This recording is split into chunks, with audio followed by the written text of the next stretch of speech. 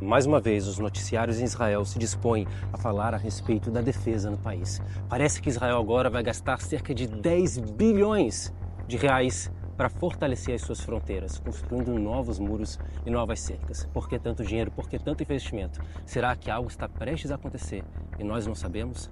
Além disso, Israel realiza ataques certeiros no Beirute contra um dos mentores do Hezbollah, no Líbano. Bom, o Irã continua a fazer ameaças e mostrou para Israel e para os Estados Unidos em um vídeo de propaganda quais são as armas que eles utilizariam numa eventual guerra na região. Vamos falar sobre tudo isso diretamente daqui, das muralhas de Jerusalém. Bom, para começar essa história, eu quero te levar nessa jornada comigo pela Terra Santa, mas é claro, sempre abrindo a Bíblia, porque aqui as nossas mensagens são então de esperança. Pois agora vejo o que diz o profeta Yeshayahu, Isaías, no capítulo 62 e no versículo 6. Olha só, e Jerusalém, sobre os teus muros eu pus atalaias, que não se calarão nem de dia e nem de noite, ó vós que fazeis lembrar ao Senhor. Não descanseis, não lhes deis a ele descanso até que estabeleça essa cidade, Jerusalém, e a ponha por objeto de louvor na terra. Jurou o Senhor pela sua mão direita e pelo braço da sua força: nunca mais darei de comer o teu trigo aos teus inimigos, nem os estrangeiros beberão do teu mosto em que trabalhastes. Bom, pus nas tuas muralhas, ó Jerusalém, atalaias, guardas que não descansarão de dia e de noite, buscando a sua paz. Você pode ser um atalaia nas muralhas de Jerusalém, de uma forma, compartilhando a verdade. Por isso, antes de começarmos, eu quero te convidar a se inscrever aqui no canal, curtir o vídeo, ativar o sininho das notificações e compartilhar esse vídeo também com seus amigos. Compartilhando a verdade aqui, reportando diretamente de Sião, junto à cidade santa, Jerusalém. Não é segredo para ninguém que essa cidade, chamada cidade de Jerusalém, é uma cidade que precisa ser defendida. As suas muralhas que já viram inúmeras guerras. Jerusalém já foi destruída completamente pelo menos 2 vezes, colocada ao chão. A sua cidade e as suas muralhas, pelo menos 54 guerras, 54 conflitos que foram testemunhados nesse lugar. A cidade se chama Jerusalém, a cidade da paz, porque é isso que buscamos nesse lugar. Mas é claro que a história sempre desafiou essa perspectiva. E isso continua a acontecer. Mais uma vez, o Irã demonstra sua força, mostrando todo o seu arsenal com mísseis balísticos que com certeza conseguiriam alcançar Israel. É claro que Israel continua sendo um dos países mais seguros do mundo, com sistemas de defesa muito modernos, de modo que aqui em Israel o trânsito, acidentes de trânsito afetam e matam mais do que a própria guerra. Bom, Israel, no seu lugar mais perigoso, é 2000% mais seguro do que o lugar mais seguro do Brasil, por exemplo. Mas é claro que essas notícias geram muita tensão. Mas existe um lado bom nisso, porque eu costumo dizer que o Irã mostrar as suas armas, que elas estão todas em uma cidade subterrânea, num único lugar, torna o serviço muito mais fácil. Por que muito mais fácil? Porque a gente sabe, é só acertar um único lugar e aquilo ali vai acabar de vez, vai auto-implodir. Diz, que os Estados Unidos poderia utilizar num eventual ataque junto de Israel uma bomba chamada Moab. Moab é uma bomba que esse nome vem de Mother of All Bombs, a mãe de todas as bombas. Ela teria capacidade de perfurar dezenas de metros no solo e causar uma implosão que destruiria completamente essa cidade subterrânea dos mísseis iranianos. Mas as tensões não se limitam apenas ao Golfo Pérsico com o Irã.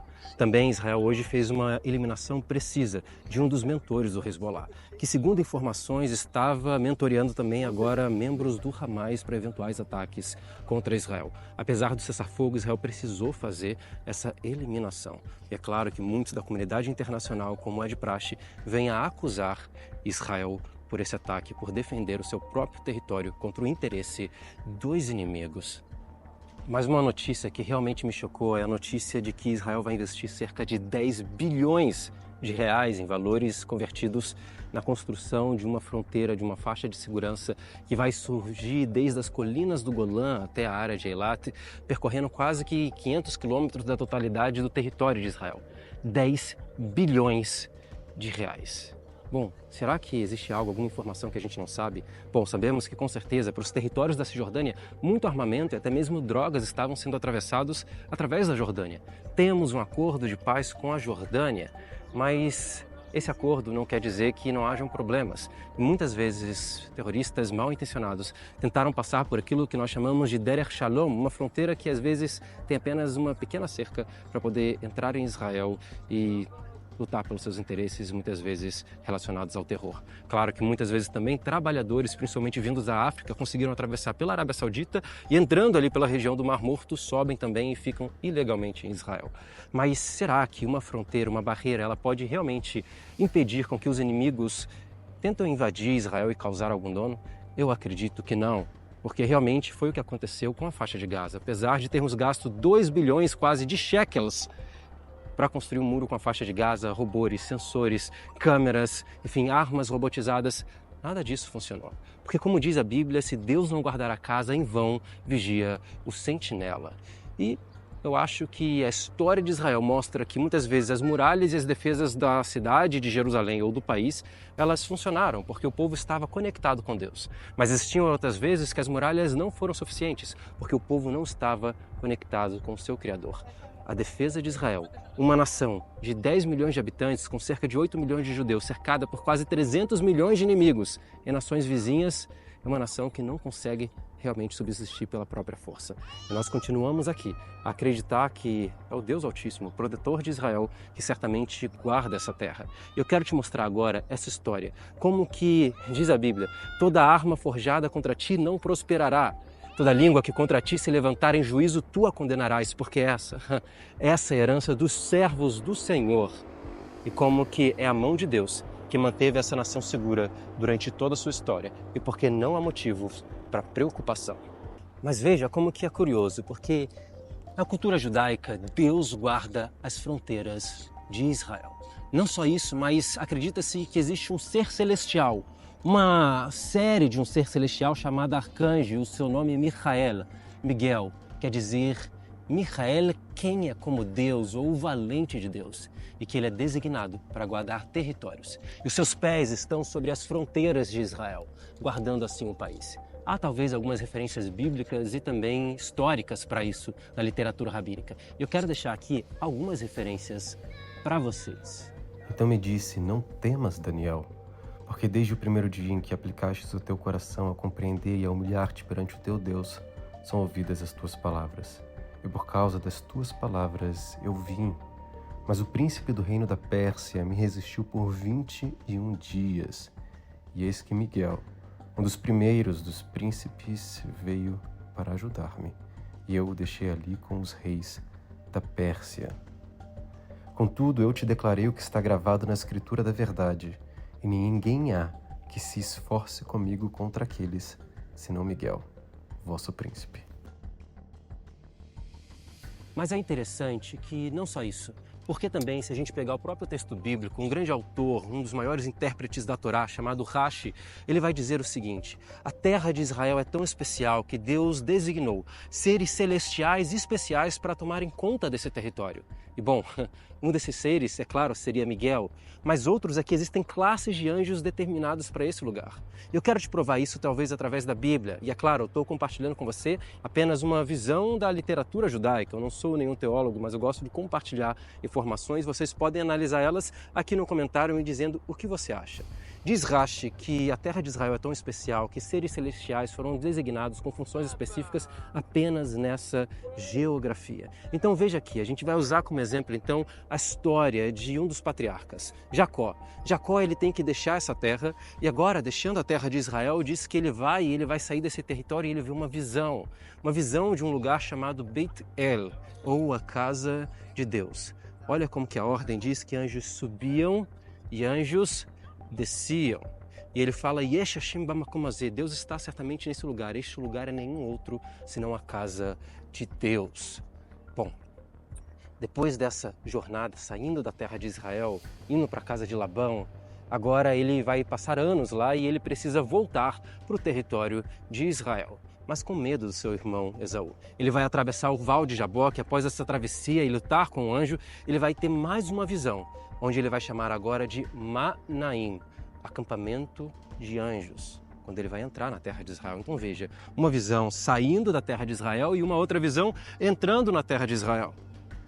E o que diz a literatura judaica é que, na verdade, nessas duas oportunidades ele está vendo a troca da guarda. Por que a troca da guarda? Porque quando ele está saindo da terra de Israel, as pessoas teriam que, como que anjos, que os protegem na sua missão. Só que os anjos designados para estar nesse território são anjos diferentes, então ele teria visto a troca da guarda. Porque quando ele sai do território, ele troca de anjos mais poderosos para anjos menos poderosos. E quando ele volta para Israel, mais uma vez a troca de anjos menos poderosos para anjos mais poderosos. Veja como a visão judaica valoriza tanto essa geografia na sua cultura que eles acreditam, na teologia judaica, de que até mesmo os seres espirituais que vivem, que se estabelecem nesse lugar, desempenhando as suas missões celestiais, eles são diferenciados. Bom, o local onde o céu encontra a terra, talvez, como dizemos, o local onde o céu é mais baixo. Bom, então acredito que você já deve ter entendido que muitas vezes, de fato, as defesas de Israel eram fortes e ainda hoje elas continuam sendo reforçadas. Mas a história nos mostra que nem mesmo as muralhas mais imponentes poderiam garantir a vitória do povo de Israel. Muitas vezes babilônios, romanos e muitos outros que já cercaram essas terras e em algumas batalhas ficou claro que a verdadeira proteção de Israel não estava nas pedras, mas na mão do Eterno. Como diz em Zacarias 2,5, que o próprio Senhor dos exércitos seria como que um muro de fogo ao redor da cidade, a sua própria glória.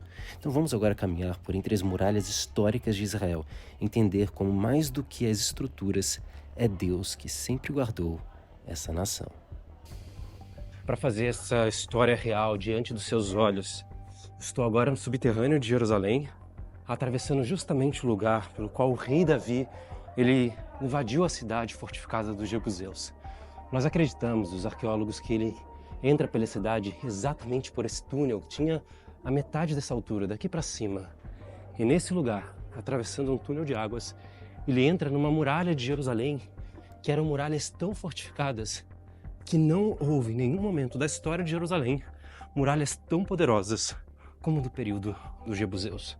Um corte de pedra extremamente rudimentar, mas pedras de toneladas, lançadas morro abaixo, para proteger a sua maior preciosidade, que era a famosa fonte Gihon, as fontes de Gion, citadas no Gênesis capítulo 3, como que também as fontes de água que corriam também para o jardim do Éden. Águas sagradas, mas águas também que na infraestrutura da cidade fortaleciam os recursos hídricos dos judeus. Eu acredito que agora a gente está pelo menos aí uns 20, 25 metros abaixo da Jerusalém atual do século XXI. E veja como que eu estou passando exatamente o lugar onde Salomão foi ungido rei de Israel, a entrada do Gihon, por onde Davi ele sobe pelas águas, e eu vou mostrar para vocês as muralhas dos jebuseus. Lembra que os jebuseus eles falavam que, olha Davi, se você tentar invadir a cidade, nós te ameaçamos, dizendo que até mesmo os coxos e os cegos, eles te destruirão. Eles estavam falando exatamente dessas pedras que vocês estão vendo aqui embaixo. Olha o tamanho delas. Construções, uma fortificação que não havia igual na região. E o rei Davi, com uma estratégia incrível, consegue vencer as barreiras de Jerusalém. Na verdade, a cidade que se chamava então de a cidade dos jebuseus, talvez daí venha o nome Sião, que talvez diga-se fortaleza em algum idioma proto-cananita. Os jebuseus não entendiam que, assim como diz a Bíblia, se o Senhor não guardar a casa, em vão vigia o sentinela. Jerusalém já não era mais dos jebuseus. Jerusalém pertencia aos hebreus, aos israelitas, porque assim Deus tinha entregue a cidade para o rei Davi. Não passa não. Olha só. Vem de lado, vem de lado. Olha só, tô com meu amigo Mateus aqui, ó. A gente tá passando pelo túnel que Davi invadiu a cidade de Jerusalém, mas imaginem vocês que isso daqui na época com água até o topo, e ele vem com seus valentes e vai em direção à cidade dos jebuseus. Incrível.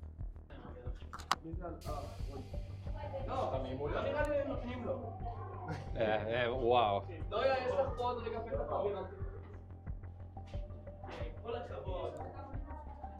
Então, na verdade, as fortalezas de Jerusalém, os muros que aqui são dispostos, eles não são suficientes para proteger a cidade, mas sim o contato com o Criador do povo que aqui decide estar. Os jebuseus com muralhas extremamente fortes não conseguiram se opor ao rei Davi, mas os israelitas com muralhas muito menores e fraquinhas, conseguiram se opor ao exército mais poderoso de Senaqueribe. E é para esse lugar que eu quero te mostrar agora, para te mostrar mais uma vez que não se trata sobre as muralhas e as fronteiras, mas sobre a proteção de Adonai Tsevaot, o Senhor do Exército. Olha que incrível, para começar essa jornada a respeito das defesas de Jerusalém e das fronteiras espirituais de Israel, eu quero mostrar para vocês uma história conectada ao Primeiro Testamento Bíblico, ao Tanar, ao Antigo Testamento, citado no livro de Isaías, capítulo 22, versículo 10. O reino de Israel estava completamente dividido entre o reino do norte e o reino do sul. O reino do norte, ele era aquilo que nós chamamos de o reino de Israel, com 9 tribos das 12 que lá permaneciam, e eles foram completamente destruídos pelos assírios, por Senaqueribe. E bom, o reino de Judá permaneceu. Os assírios agora decidem investir contra o reino de Judá, vindo assaltar sua capital, que é a cidade de Jerusalém. E aqui estava um profeta de Deus, o seu nome Yeshayahu em língua hebraica, Isaías. E ele diz, olha, rei Josias, Jerusalém vai permanecer e o trono não vai ser tomado e a cidade destruída pelos assírios. Senaqueribe, ele não vai ser próspero na sua empreitada contra a cidade de Jerusalém, mas fortaleça as muralhas da cidade. Espere pela salvação do Senhor. E é sempre assim, Deus ele dá a promessa, ele tem a sua proteção, mas nós devemos fazer a nossa parte. É uma junção entre os esforços da força e da ação humana, mas é claro, sobretudo, a mão de Deus que protege o seu povo. E a história acontece exatamente nessas muralhas aqui atrás. Bom, essas escavações foram encontradas após a Guerra dos 6 Dias, em 1967. Estamos em um canto, em uma esquina do bairro judaico de Jerusalém, um lugar completamente escondido por debaixo das casas. Os arqueólogos encontram, por acaso, as linhas das muralhas do primeiro templo de Jerusalém. As muralhas do período de Davi e Salomão, as muralhas do período quando Josias vai ser enfrentado pelo rei Senaqueribe.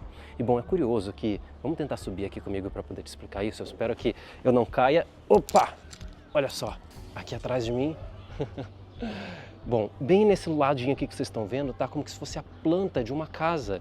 É muito curioso que a arqueologia, ela prova pra gente justamente tudo aquilo que está na Bíblia. A Bíblia não é um livro de fadas, de conto de fadas, de contos da carochinha, não é um livro de lendas, mas é sem dúvidas uma narrativa histórica. E por que essa planta dessa casa é importante? Porque ela está do lado de fora das muralhas e diz a Bíblia que realmente os pobres tiveram as suas casas desmontadas e foram colocadas pedras nesse muro que tem quase 65 metros de expansão e 7 metros de largura. Essas pedras das casas foram retiradas das casas dos pobres e colocadas na muralha para poder reforçar as muralhas e os pobres levados para dentro das muralhas de Jerusalém. Então eu imagino que há cerca de 2.500, 2.600 anos atrás, Senaqueribe, vindo com a sua força, após dizimar grande parte de Israel do Reino do Norte, ele fala, Jerusalém, é claro que Jerusalém vai cair. Mas mal sabia ele que do lado de dentro das muralhas existia um povo com a promessa do Senhor.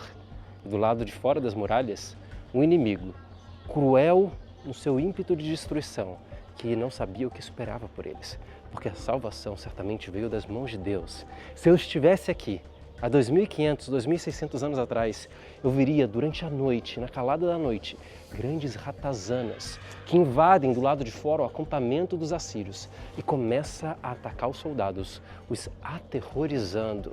E bom, a Bíblia diz que Senaqueribe parte em retirada. Ele não consegue destruir Jerusalém. A arqueologia ainda prova mais disso pra gente, porque existem os famosos murais de Lachish, onde Senaqueribe voltou para a Síria e ele coloca lá a sua conquista de toda a região. E ele escreve que ele enclausurou, fechou o rei de Jerusalém e o trancou como um animal. É claro que ele está cantando vitória, mas a verdade é que ele tenta destruir Jerusalém e ele não consegue. Por um milagre, ele vai ser disperso.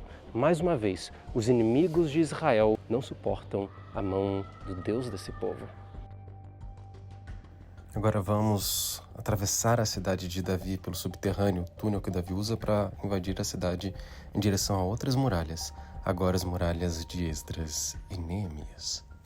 E aqui do lado de fora a gente já encontra uma nova muralha, um novo caminho em Jerusalém, que na verdade é uma muralha reconstruída no período posterior ao rei Davi. A gente está falando por volta de 500 anos antes de Cristo, quando Esdras e Neemias, Zorobabel, aqueles que vêm para reconstruir Jerusalém, como diz a Bíblia, numa mão a espada e na outra a espátula e o martelo. Reconstrói as muralhas, fortalece sobre qualquer adversidade e os inimigos dizendo que não seria possível. Eles se empenham e aqui eles estabelecem novamente as muralhas de Jerusalém e começam a reconstrução da cidade. Uma cidade que ainda assim muito, digamos que sensível. Ela não estava nas glórias do período de Salomão, sequer era um pedaço da glória do que seria no período de Herodes, mas ainda assim, essas muralhas foram defendidas por muito tempo. Eu quero mostrar para vocês, citar agora uma história de Flávio Josefo, que fala a respeito de Alexandre o Grande, quando ele vem invadir Jerusalém, que não tinha nenhuma defesa, a gente diria que eram dignas de segurar esse grande conquistador, mas que ainda assim, um milagre, a intervenção de Deus, mostrou que não foram as fronteiras e as muralhas que nós fazemos que defendia o povo de Israel, mas sim a vontade e os desígnios do Eterno. Diz Flávio Josefo, historiador do primeiro século, que o grande conquistador, Alexandre o Grande, prometeu punir Jerusalém por desavenças, e logo que ele se desocupasse de Tiro, o que de fato fez e marchou contra a cidade, conforme prometera. De Josefo que se preparou assim toda Jerusalém para sua chegada, esperando pelo pior, pela iminente destruição, que por inspiração divina os sacerdotes se vestiram de branco para recebê-lo. Ao ver então o nome de Deus gravado em ouro na tiara do sumo sacerdote, com a frase Kadosh Le'Hashem, santidade ao Senhor, Alexandre se prostrou em adoração. Ao invés de destruir a cidade, ele adora ao sumo sacerdote ou ao Deus de Israel. E indagado por Parmênio, um dos seus generais, por qual razão o homem a quem todos adoravam e se prostrava, na verdade agora ele mesmo se prostrava diante de um simples sacerdote. Alexandre o Grande respondeu: não é a ele, ao sumo sacerdote, que eu adoro, mas é ao Deus de quem ele é ministro. Pois quando eu ainda estava na Macedônia e imaginava que poderia conquistar a Ásia, esse Deus me apareceu em sonhos, me apresentando este mesmo sacerdote e estes mesmos hábitos, e me exortou que passasse o estreito de Helesponto, e garantiu-me que ele estaria à frente do meu exército e me faria conquistar o império dos persas. Eis porque jamais, tendo visto antes a ninguém revestido de trajes semelhantes ao que ele me apareceu em sonho, não posso duvidar de que foi por ordem de Deus que empreendi esta guerra, e assim venci Dário. E assim, pela visão e o sonho que Deus deu a Alexandre o Grande, ele evita a destruição de Jerusalém. Cada vez mais profundo em Jerusalém, estamos agora no período do Segundo Templo. Essas ruas que os judeus subiam em peregrinação nos cânticos dos degraus, veja os motivos. Salmo 120 a 134, 15 salmos, cânticos de ascensão, onde eles iam louvando a Deus ao templo. Esse lugar aqui foi o último resquício onde um incêndio derrubou todo o teto e guardou essa arqueologia para a gente, quando da destruição de Jerusalém no ano 70 d.C. Herodes o Grande, que construiu muralhas com fundações de até 500 toneladas. Bom, mas ainda assim essa cidade, que depois tomada pelos judeus, não resistiu. Lembra da profecia de Jesus que de Jerusalém, Jerusalém, que mata os seus profetas e apedreja aqueles que te são enviados? Quantas vezes eu quis te ajuntar com uma galinha, ajunte seus pintinhos, debaixo das tuas asas, mas tu não me quisestes. Não me verás mais até o dia em que dirás, Baruch haba b'Shem Adonai, bendito é o que vem em nome do Senhor, porque não entendestes o tempo da sua visitação. Não chorai por mim, mas chorai pelos vossos filhos, ele diz às mulheres de Jerusalém. Não ficará pedra sobre pedra. E é curioso que, conforme essa destruição derrubou todo o mercado que existia nessa rua de peregrinação, olha uma das coisas que sobraram quando nós viemos escavar, sempre deixo no cantinho para ninguém tirar daqui, mas olha, um dos animais, provavelmente uma ave, que os vendedores vendiam, seja para o sacrifício ou alimento, no templo de Jerusalém. Quantas vezes eu quis te ajuntar com uma galinha junto seus pintinhos debaixo das tuas asas, mas tu não me quisestes. Uau! Os judeus nessa destruição agora tentam achar abrigo justamente no subterrâneo da cidade e ficam aqui por meses, alguns acreditam que até quase um ano, mas depois disso também eles vão ser encontrados pelos romanos, que na sua fúria quebram o piso, tiram os judeus e ceifam a sua vida. Mais uma vez Jerusalém cai, não porque a confiança da cidade estava em Deus, mas sim nas suas próprias defesas. Uau, e que dia! Terminamos, o sol já se põe aqui em Jerusalém e eu espero que você tenha gostado de gastar esse dia comigo nessa cidade chamada Cidade Santa e essas perspectivas que, sim, vivemos sobre muita pressão, vivemos sobre muitas ameaças, mas o mesmo Deus do Antigo e do Novo Testamento continua sendo o mesmo Deus que nos protege nesse mesmo lugar. E para terminar esse nosso vídeo, eu quero recorrer ao nosso guia de viagem. Como no Brasil existe o Guia 4 Rodas, aqui existe um guia escrito há mais de 3.000 anos chamado Bíblia Sagrada. E eu vou mostrar para vocês alguns versículos que mostram que nós, de fato, não devemos nos preocupar. E veja só, eu quero começar com o livro de Gênesis, uma promessa que Deus fez ao patriarca Abraão para os seus descendentes nessa terra. E olha só o que ele disse, que deveras te abençoarei e grandiosamente multiplicarei a tua semente como as estrelas do céu e como a areia que está à praia do mar. E a tua semente possuirá a porta dos seus inimigos. Olha o que diz agora o profeta Isaías. Canta alegremente, ó estéril, que não deste a luz. Exulta com prazer, com alegre canto e exclama, tu que não tiveres dores de parto, porque mais são os filhos da desolada do que os filhos da casada, diz o Senhor. Amplia o lugar da tua tenda e estendam-se as cortinas das tuas habitações. Não os impeças, alonga as tuas cordas e firma bem as tuas estacas, porque transbordarás para a direita e para a esquerda, e a tua posteridade possuirá as nações, e fará que sejam habitadas as cidades assoladas. Não temas, porque não serás envergonhada, e não te envergonhes, porque não sofrerás afrontas, antes te esquecerás da vergonha da tua mocidade, e não te lembrarás do opróbrio da tua viuvez, pois o teu Criador é o teu marido, e o Senhor dos Exércitos é o seu nome, o Santo de Israel é o teu Redentor, que é chamado o Deus de toda a terra. E bom, falando sobre os muros de Jerusalém, eu agora termino esse vídeo com a promessa que Deus fez ao profeta Zacarias. Olha como ele disse que ele tem uma visão e ele vê o seguinte: tornei a levantar os meus olhos e olhei, e eis que um homem tinha na mão um cordel de medir. Então perguntei, para onde vais tu? E respondeu-me ele, venho para medir Jerusalém, a fim de ver qual é a sua largura e o seu comprimento. E eis que saiu o anjo que falava comigo, e outro anjo lhe saiu ao encontro, e lhe disse, corre e fala a este mancebo, dizendo, Jerusalém será habitada como uma aldeia sem muros, por causa da multidão, nela dos homens e dos animais. Pois eu, o Senhor, lhe serei um muro de fogo em redor, e eu no meio dela lhe serei a sua própria glória. Bom, por que então temer os nossos inimigos? Bom, para viver essas palavras da Bíblia, eu quero te convidar mais uma vez então a se inscrever aqui no canal, curtir o vídeo, compartilhar com seus amigos e assinar o sininho das notificações. Vem viver a Bíblia por conta própria também aqui em Israel, você vai ser muito bem-vindo para participar de uma das viagens dos nossos parceiros. Então veja os parceiros locais que trabalham com a Sarela aí no Brasil, em Portugal, no país que você estiver, e eu tenho certeza que vocês receberão os melhores serviços para caminhar aqui pelas páginas da Bíblia e ver essas profecias se cumprindo. Israel, apesar de todas essas adversidades, continua sendo um país guardado por Deus. Bom, por hoje é só. Shalom e até a próxima.